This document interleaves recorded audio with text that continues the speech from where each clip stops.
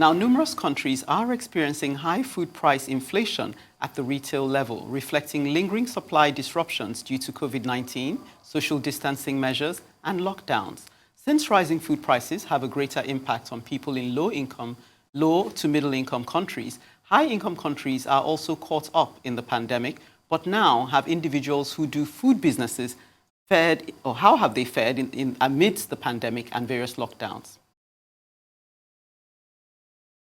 Well, joining us now is Margaret Oglebaugh, a Nigerian businesswoman making strides in the Welsh UK business world through food preparations. She was appointed to the board of the Food and Drink Industry of Wales in November 2020. Thank you so much for joining us. Thank you for having me on. I'm excited whenever I want to talk about food.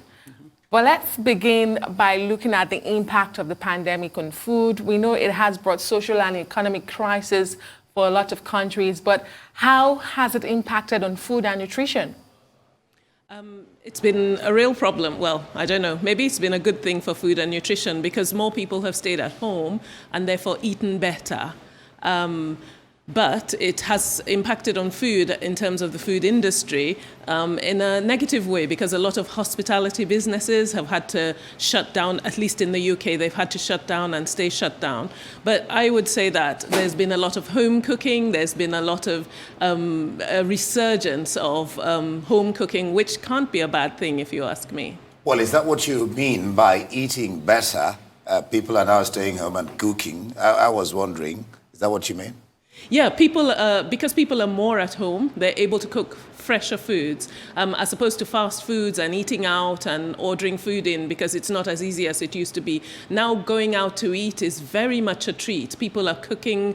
In the UK, there was like a crazy COVID bread hype. Everybody was baking bread, cooking things from fresh. And I think that is a really positive thing for the food industry. So the supermarkets saw a surge in their sales. What went down really was hit really bad was the hospitality businesses, restaurants and cafes and that sort of thing.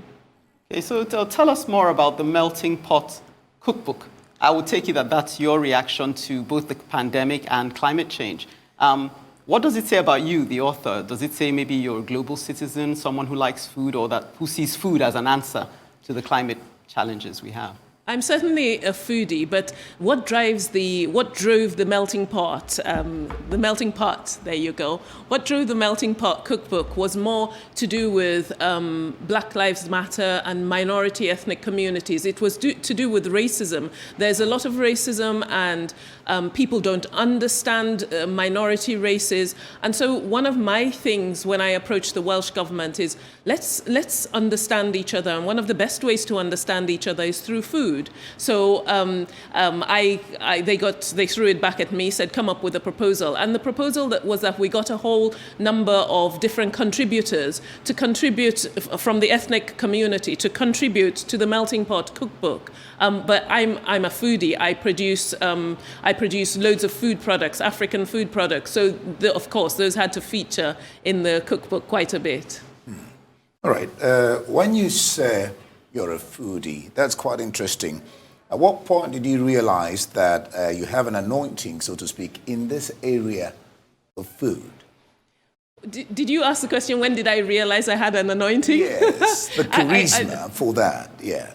I mean, that's what I mean, basically. Okay, so from 6 years old, I really was. I had a mother and a grandmother who were really into food, and from 6 years old, I started selling good food that my grandmother made. And then as time progressed, I realized that I understood food. I understand what to do with food ingredients. I understand what to do with our African produce and how to mix them into really great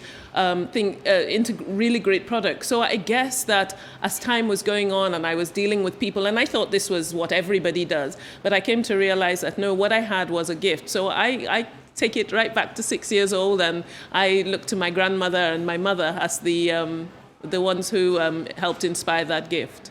Well, so much passion there talking about food. I hope I could probably get to eat your food. Thank you very much for coming on the show.